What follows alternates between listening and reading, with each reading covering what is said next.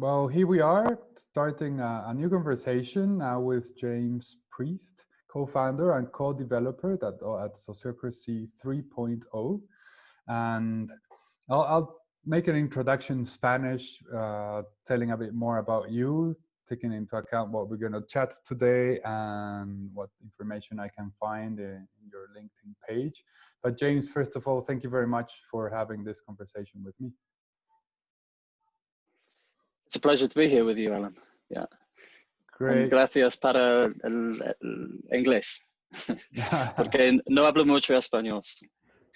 Okay, well, thank you for your time, and we'll make an effort maybe to afterwards share links in Spanish and information that you know there is available of Sociocracy 3 in Spanish to be able to share with our audience.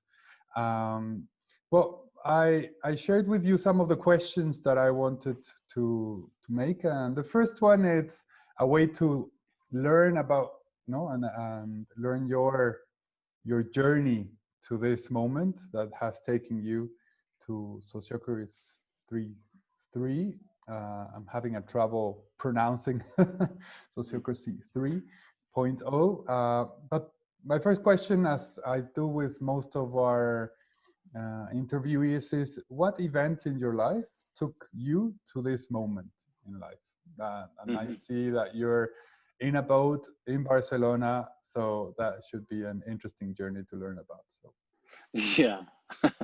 Okay. Well, up until my mid-20s, I wasn't really clear on where I was headed, and around that time, I got into personal development via the crisis of a friend who went into therapy, and I had an interest in psychology at the time, and I was very curious about the process that she was involved in, and that led me to undertake a course in integrative counseling. I got into the psychotherapy in various ways and began to train myself. And around that time, I made a decision in life that rather than being proactive and entrepreneurial, I was going to look for invitations of where I could offer some kind of value to the world. And that led me quite quickly to working with young people. And I was working with children and young people who were kind of categorized as being at risk of social exclusion somehow in the UK. And so that kind of era in my life was very much kind of introspective time, really, and working with people on the intrapsychic level and the interpersonal level. And through a series of events that led me to working around conflict and looking at the roots of conflict and the notion that as human beings we tend to polarize on the basis of our values, and our values reflect belief systems, and those belief systems reflect our ways of dealing with life, and all of us learn different ways to deal with life, and sometimes we bump into someone with a different way of doing things, and that leads to apparent polarization. So I was really fascinated about the gifts and the challenges of living in a binary universe, and began to recognize the value of learning to embrace different perspectives and hold the tension between what might seem like irreconcilable opposites and discovering a whole that's greater than the sum of its parts. And along with that, I came across Sociocracy. This was back in 2001. And Sociocracy basically means rule by the social group. It's like, think democracy, rule by the demos, just rule by the social group instead. And there's a methodology called the Sociocratic circle method, which back then wasn't documented particularly in the English language, but there was one web page and a hand-typed document I had from Australia at the time. And when I dug into it a little bit, and I began to realize that it was providing practices that could support a group of people through mutual intent to restrain themselves in the face of apparent opposites, and in the space that came between to discover the kind of both and more in an organizational context. So that got my fascination. I experimented with it. I had some successes, even though my interpretation of the Sociocratic circle method was quite limited at that time. And I thought there was something in it. And so I've been banging on about it ever since, really. And anyway, 10 years or so later, I was getting increasing invitations to share about S3. And by 2014, I was pretty busy, Sociocracy, and I was pretty busy by 2014 teaching about the Sociocratic circle method. And then I met an agile coach from Berlin, Bernhard Bockelbrink, who's one of the co-developers of S3. And he came to a workshop that I was running, organized by Lily David, the other co-developer of S3 now. He challenged me, actually. He asked me, how many organizations do you know that are using the Sociocratic circle method, beginning to end? And I thought about that, and in my experience, there weren't many. And he asked what I saw happening, and I said, well, mostly people adapt things according to their context. And he said, well, I see the same thing in the agile community as well. So to cut a long story short, we got together at the end of 2014 to look and see if we could identify kind of underlying patterns that you could see in methodologies like the Sociocratic circle method or other frameworks and practices that were out there. And the result of that was a menu, really, of behavior patterns that we codified, and that's what we call S3. Yeah. So just to kind of finish that off, I had no idea that I would end up working with organizations. I just knew that I wanted to be making a difference somehow. Yeah, one thing led to another. And there was a moment of realization for me that rather than focusing on the interpersonal, which is where my interest had been for many years, and there's plenty of interpersonal challenges for people to deal with, it became apparent to me that a lot of the conflict that human beings experience was through a lack of being able to organize effectively together, whether that's kind of in a family context or in an organizational context.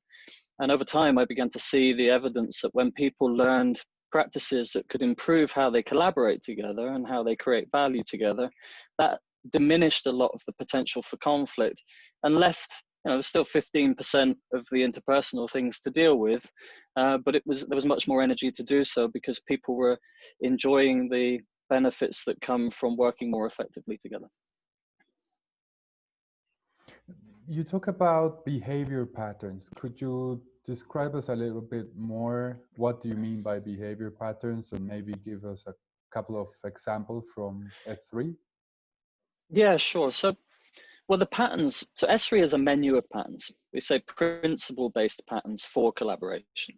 And when we say patterns, we mean either a process, like consent decision-making is a process for making decisions together, or guidelines for behavior. So artful participation is a pattern in S3, or be the change. It's kind of an invitation to reflect on how you're showing up in collaboration, or being the change is if you want something to be different, lead by example, and so on. But these patterns were there long before S3 ever was. And if you look at the evolution of human cooperation and collaboration over time, through trial and error, we've discovered certain behavior patterns that support us to get better results, and when a behavior pattern works, then it tends to stick around, and over time it's evolved. But different contexts require different behaviors. And so this is why I refer to S3 as a menu of behavior patterns, because it's a collection of behaviors that you can observe out there in the world in certain contexts that bring value some of the time. Okay. I wanted to explore this question of whoever, well, we've had several interviewees in the podcast regarding sociocracy, what some would call classic sociocracy, or maybe in this using the numbers 1.0 sociocracy, or what are the differences? I've heard people talk, instead of objective or purpose, you use the word drivers.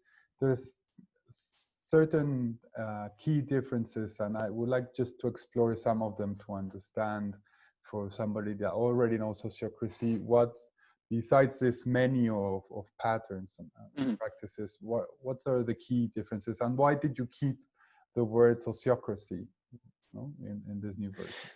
Yeah, okay, great questions. Okay, well, firstly, so if we're speaking for people who are already familiar with classic sociocracy, let's call it. So that essentially was a governance methodology, and Gerard Endenberg, who developed the Sociocratic circle method, there was kind of 4 pillars, if you like, or 4 principles. One was to organize in circles. So rather than having managed teams, authority for governance decision-making within the team is held by the whole team, including a manager, if there were one. To make decisions by consent, which means to make decisions in the absence of paramount reasons not to proceed in a certain way. To select people to roles on the strength of the argument for somebody being in a role. So you're really focusing on shifting talent to where there's most value in the organization, but in a way that's also consensual with the person who takes responsibility for that. And double linking in a hierarchy between domains. And what that means is that if you have a manager or an operational leader, was the term from the Sociocratic circle method, who's the representative from up the hierarchy down, then each team would select somebody to represent them back up the hierarchy in the next higher circle. So that was pretty much it in a nutshell. And some people might grumble about me saying that, and if you read the norms of the Sociocratic circle method, there's more to it than that. But fundamentally speaking, those were the different elements of it. So S3 is 74 patterns. So we're not constrained by a double-linked hierarchy. If you look at organizations today, you see many different organizational structures. So we offer a broader number of possibilities for organizational structure. We don't kind of impose anything.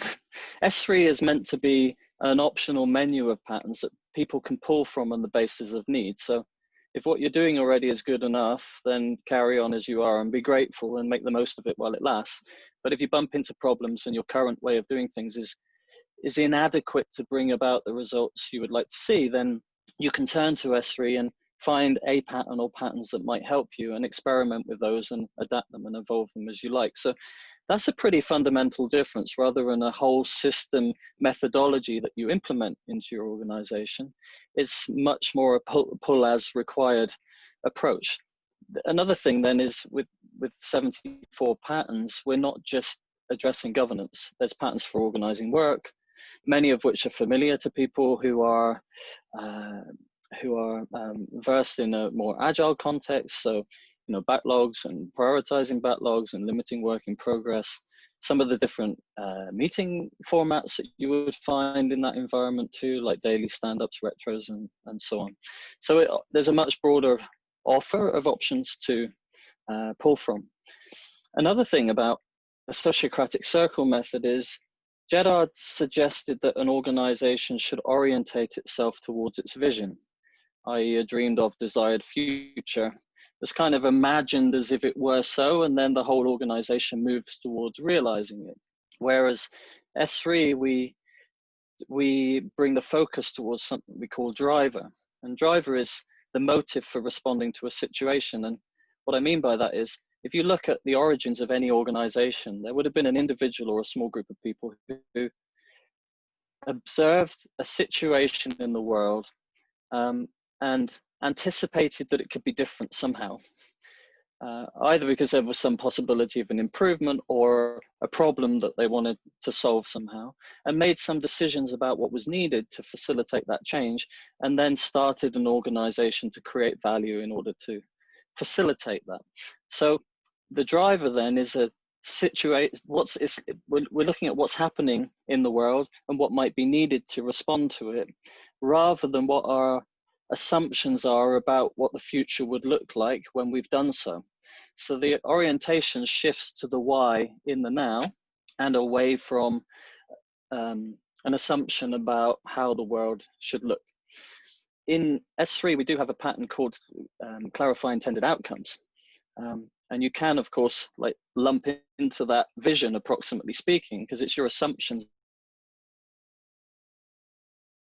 about what the future might look like. But our observation was that the world very often unfolds in quite a different way to how we think it's going to.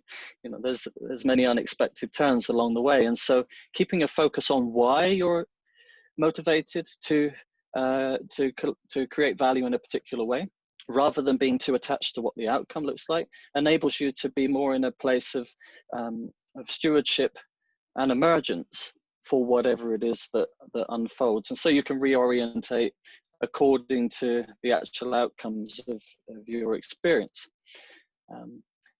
I've observed many organizations many people in organizations who spend a lot of effort and energy on trying to realize a future that in retrospect didn't really want to realize itself.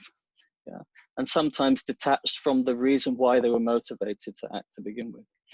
And I suppose one other difference, talking about alignment, let's say, which is a term I'm a bit reluctant to use, but in the Sociocratic circle method, a circle or a role existed to deliver an aim. And an aim, loosely speaking, is a deliverable, really. And if you go behind a deliverable, you'll find a driver.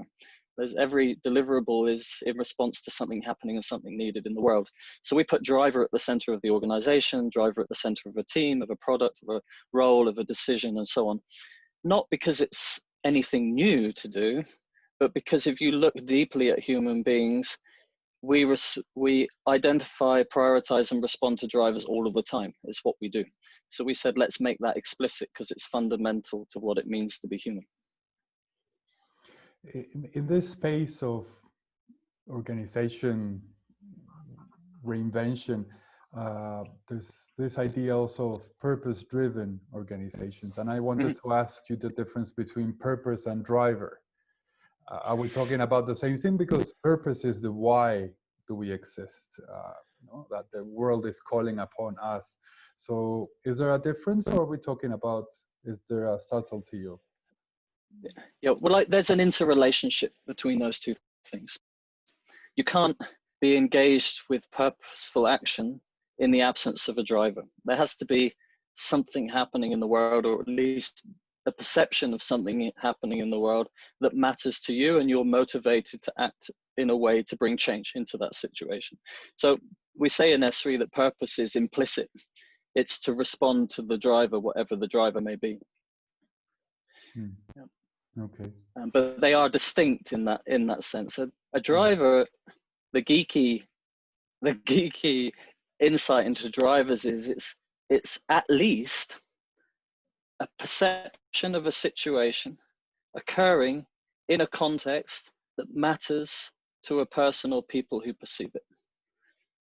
A driver is a perception of something happening. It might not be true, but a perception of something happening occurring in a context that matters to the person or the people who are perceiving it. And when they decide that that is something worthwhile of their energy to transform in some way, then you could say that's the what energizes their purposefulness, yeah, or the purposefulness of that endeavor. It is talked also with the idea of organizations have a purpose, teams or circles have purposes, and then the roles. Is it the same idea with drivers? Is it a role has drivers? Exactly. Teams have drivers. Okay. Yeah, exactly. You would hope that in organizations, if you look behind an agreement or behind a role or behind a product or a service and so on, that you're going to find there's something happening in the world and something needed that means that that entity or that product or service exists to respond to it. I say you would hope because I think there's many organizations in the world today that maybe exist mostly for their own perpetuation, and the original reason for why the organization formed has dissolved somehow or become obsolete, which from one perspective is a bit tragic because there's plenty of important things we could be getting on with as a species right now.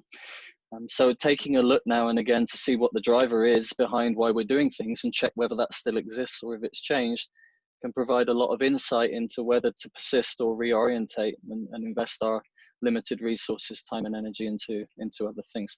But essentially, yeah, it's so that just as you say, purpose is at the heart of everything and driver is at the heart of everything too. And it's what I enjoy about the term purpose is it correlates with meaningfulness somehow. You know, it's like, because when something's meaningful for somebody, then they tend to well, let me speak for myself. When something's meaningful for me, I tend to be much more motivated. I can endure the challenging times and so on to persist with something, because the outcome matters to me. And if something is less meaningful for me, then I'm less likely to prioritize it as other things arise. And so I think, this idea of purpose that we've seen emerging into the organizational development context over the last years especially is important. But I prefer to talk about meaningfulness and look at how organizations can, one, be clear on the drivers they exist to respond to, and secondly, create working environments that are engaging for people and where the work is meaningful for people. And that's partly the responsibility of the organization to provide for those people who work within the system, but it's also about looking carefully at recruitment and selection of people to begin with. A bit like in classic sociocracy, the notion of selecting people on the strength of the reason. I think one reason to be selecting people into organizations is because they have a deep sense of commitment and engagement with what it is that they would be, what it is they would be investing in and contributing to in the system. So I wouldn't discount purpose and meaningfulness as important, but bringing in the concept of driver really helps to nail down precisely the source of motivation in each case, and to be clear on that.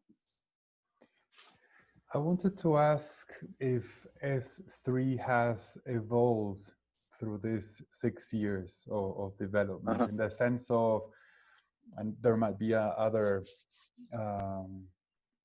reasons or changes that have happened, but the 74 patterns, I suppose, some come, some go, some are tested, some are improved.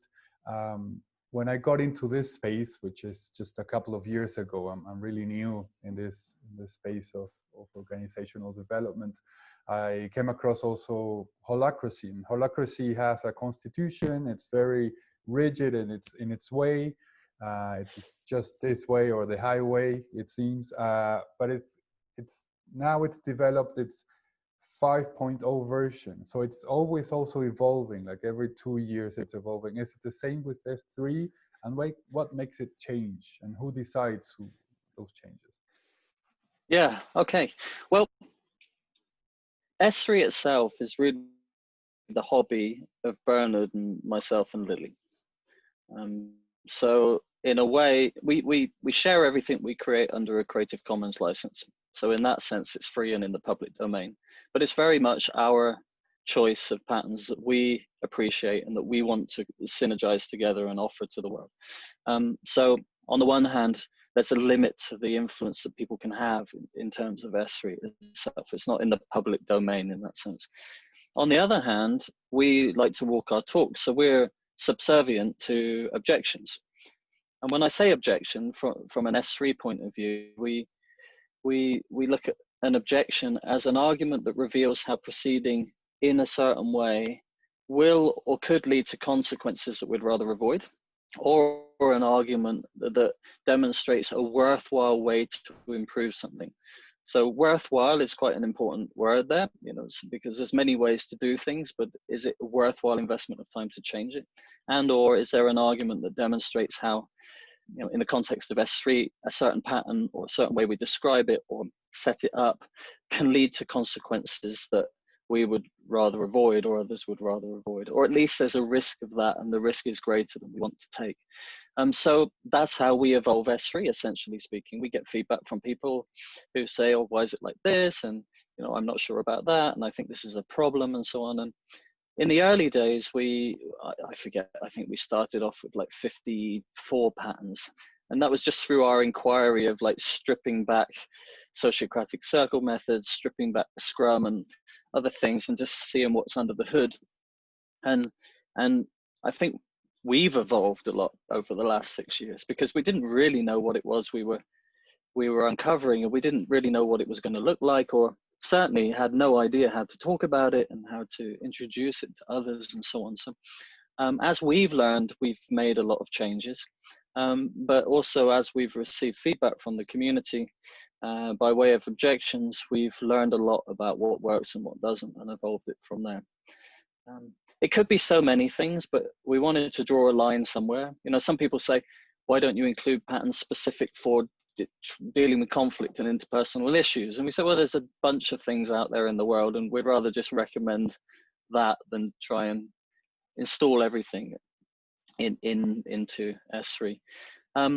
In terms of how kind of solid is S3 right now? Well, you know, we still make updates. We've got a backlog with about 120 cards in it right now, with things that we'd like to look at, from small changes to new patterns possibly. But I would say that we're kind of past the 80% solid somehow in terms of S3. With no guarantees on that, but so far as I can tell at this point, it would seem so. The other thing just to say on that is that one of the criticisms that we've had from an optional based menu of patterns is people don't really know where to start. Because on the one hand, people rail against the imposition of a whole approach. And on the other hand, people say, well, give us something to start somewhere. And we were very hesitant to take that step for some years until we really understood more about what we had. But what's become apparent over the last years, as we've seen more and more people in organizations pulling in S3, is there's a number of core patterns that you can pretty much guarantee are going to be relevant and useful in most cases, most of the time. And so what we're working on right now is developing a framework, which is a kind of subset of patterns, which kind of interpreted more through practices than patterns themselves, you know, like meta practices.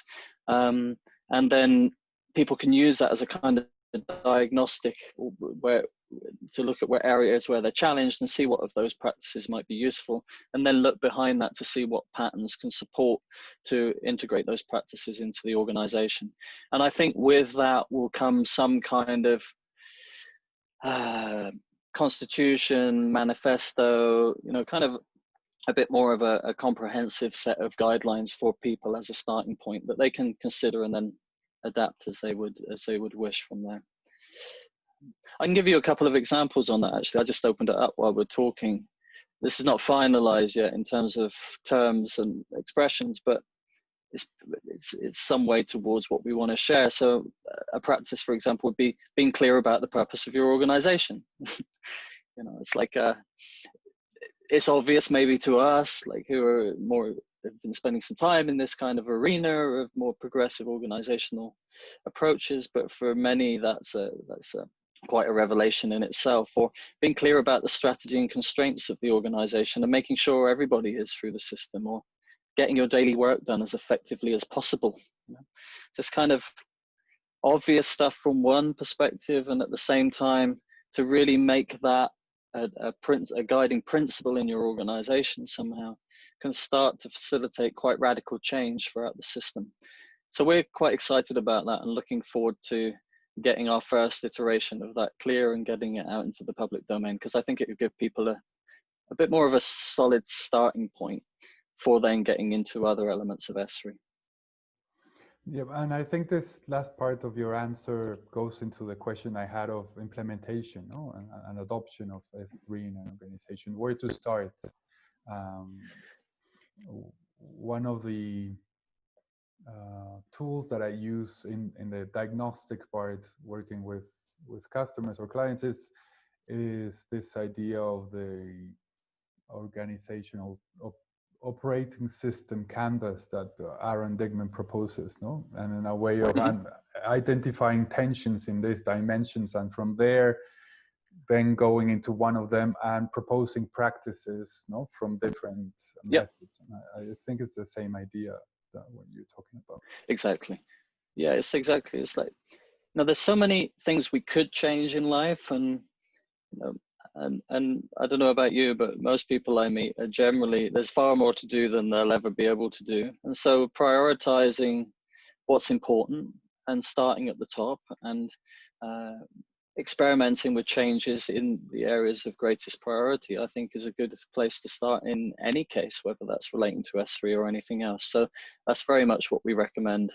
And S3 supports with that, of course, because it's got patterns like respond to organizational drivers and describe organizational drivers. So essentially that's what we're saying. It's take a look at your system, see what's not good enough despite your best efforts.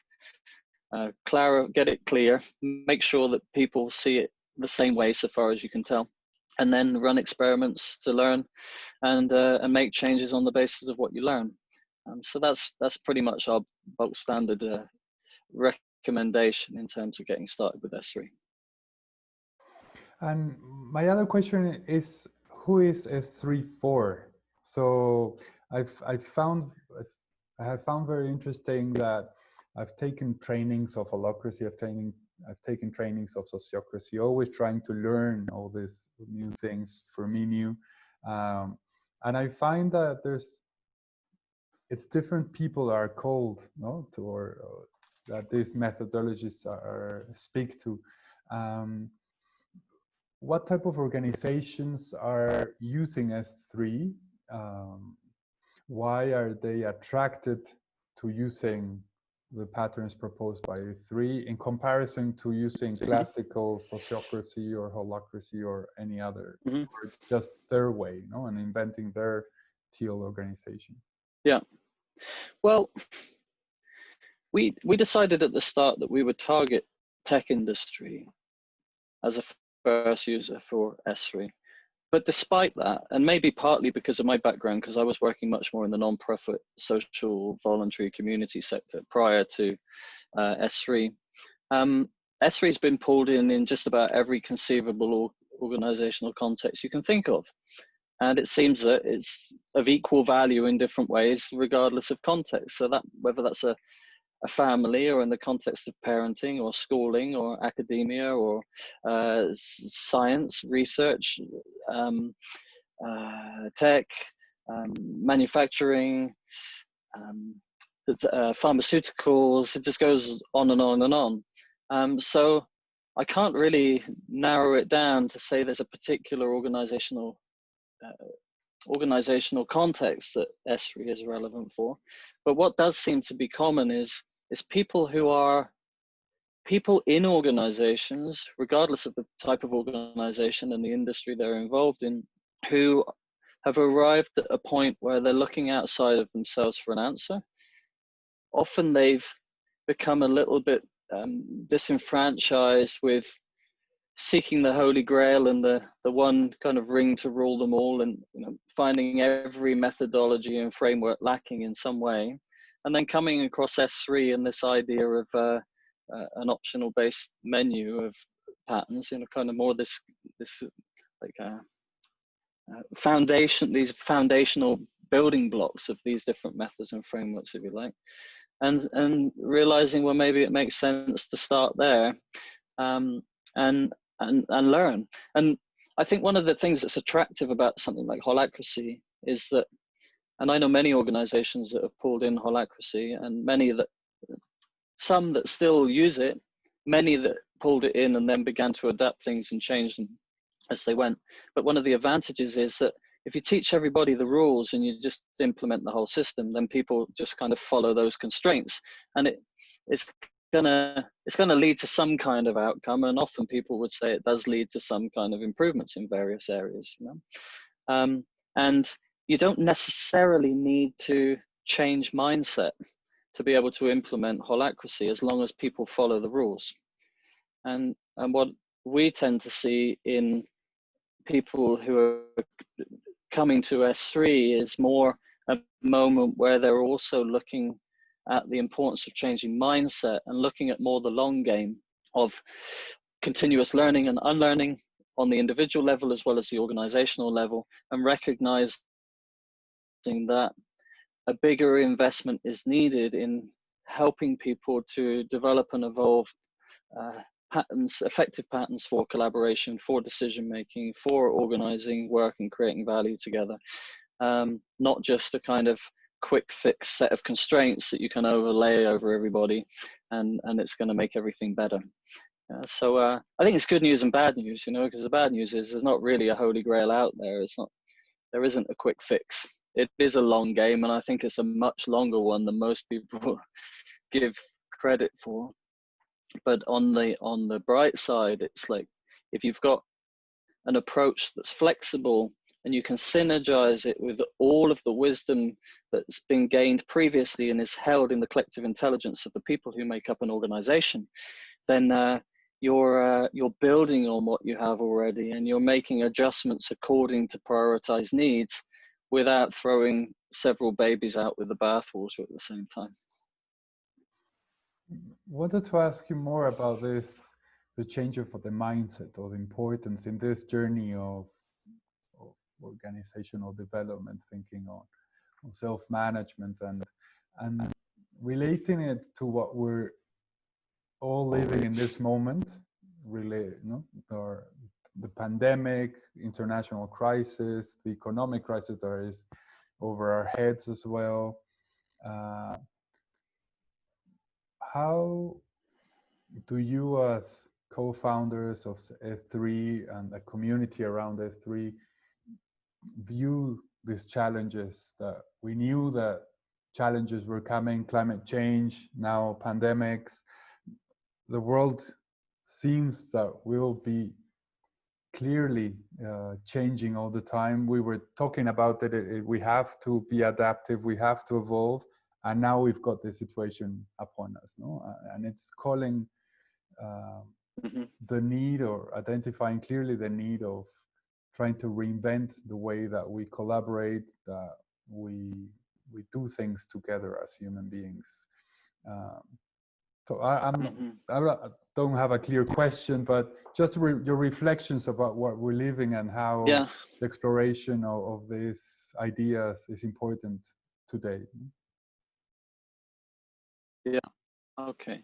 Well, for some reason, I feel to preface whatever else I say by just naming the fact that I'm deeply humbled in the face of the brilliance of people. And in this situation right now that we face, it's so extraordinarily complex, and mostly it's beyond me in terms of what's happening and what to do about it. So I feel small in a way, and just doing what I can in my small arena in the world to contribute as much value as I can. So that said, I see a parallel to the global organization as I see in large, medium, and smaller organizations today, and especially larger organizations. It's like there's challenges that come with volume and scale, and it gets harder and harder to organize effectively as the system grows, especially if it's centrally controlled. Now, I really appreciate the thinking of Tony Hsieh with Zappos, the CEO of Zappos, and just what Zappos are doing in general today, because they've been looking at this problem of, as a system grows, it becomes less effective, and you could say as it grows, it becomes more corrupt as well. They were looking at cities, and how in cities, largely self-organizing, they're natural entities, cities, that as the number of people in the population of a city grows, so the value per member of that population grows as well, or the abundance of them per member of the population. Whereas in an organization, as it grows, the amount of value generated per person diminishes. And so Zappos were looking at that and saying, well, how can we free people up within the organization to decide and act for themselves as much as possible? What are the minimal necessary constraints to preserve the integrity of the organization, but enable people to innovate, to harness novelty, and to find new ways to deal with problems and challenges and opportunities as they arise? I believe that, and it's beyond me to really conceive it fully, but I believe that there's something in that on the global level as well. And we've seen over, well, long before you and I were born, I'm sure, this kind of general polarization between more conservative and more liberal. I heard a nice explanation recently that conservative people enjoy walls and boundaries, and liberal people enjoy taking them down, and you need both for a healthy system. It's like you take all the boundaries down, you've just got chaos, and who knows what's going to happen. And you put too many walls up, then you're going to end up over constrained and be unable to kind of maneuver and adapt. So balance is a really important element within organizational systems. And I think globally right now, that's what we're faced with. We're seeing the shortfalling of centralized governments to handle effectively the situation. And I wouldn't say the United States is a good example of federalism, but if you look at Germany, for example, with their federal system there, a lot of authority has been devolved to the different regions in Germany, and they're making pretty smart decisions and they're communicating together and learning. So you've got a kind of semi-decentralized state with centralized support as well. And I'm not painting I'm not no expert in German political situation, and I'm not advocating for federalism per se, but I'm just saying that in a system where adequate authority is distributed to people at a local enough level who are close to the problems, and they have adequate resources to be able to respond effectively to those, and you've got a system that enables learning to flow rapidly across different regions or different domains through the system, then you end up with a much more agile and adaptive organization. And I think that as a species, we do well to reflect on that fact. And as we move forward, hopefully working in education and future generations to support the children that follow to develop a more triune perspective on life and get beyond the stupidity of these binary arguments of who's right and who's wrong, and left is right or right is right, and all of the waste that comes from that, and to start to see with a higher resolution perspective some of the essential value on both of these sides and the full spectrum of what lies in the middle. It doesn't guarantee that we'll avoid problems and challenges like this or even worse ones. But what it will do is it will diminish the amount of conflict we have and the amount of waste that comes from that, and enable us to channel our limited energy and resources into the things that really matter. And right now we face something that really matters, and I hope we learn from this, and I hope that we put in place, well, you know, there's this polarization at the moment, because on the one hand, there's arguments we should have greater surveillance, we should have greater monitoring of what's happening, greater control and centralized control when necessary. And then on the other side, you've got people railing against that and saying it's a surveillance state. It's just another step in creating some kind of global tyranny, you know, and so on and so forth. And it's like, well, maybe on either of those sides, but it's not really the point. The point is we can't kind of let too much of one or the other come into play, but we need both, and we need to learn to embrace those two sides and to expand them adequately, that we've got enough creative space to be able to innovate, harness novelty, and find new ways to deal with the kind of challenges that we currently face and we will continue to face in the future. A lot to think and reflect upon, and I think this is a great way to finish our conversation, James. And I'm really thankful for your time, for receiving all this experience through the work that you've done in your life, and now with S3. We would love to share, and maybe through email you can share with me some of the links that you would recommend people in information in English and Spanish, if you know. I'm sure that you've got sources that we could include in the post of the episode. Thank you again for your time. Pleasure. Thank you too, Alan, and thanks for doing what you're doing to spread mine and others' stories in the world. I think podcasts, audio, and media in general is a new vista in learning for us in the world, and I really appreciate you taking the time for this conversation. Thank you. Thank you again. Okay. See you soon. Bye. Cheers.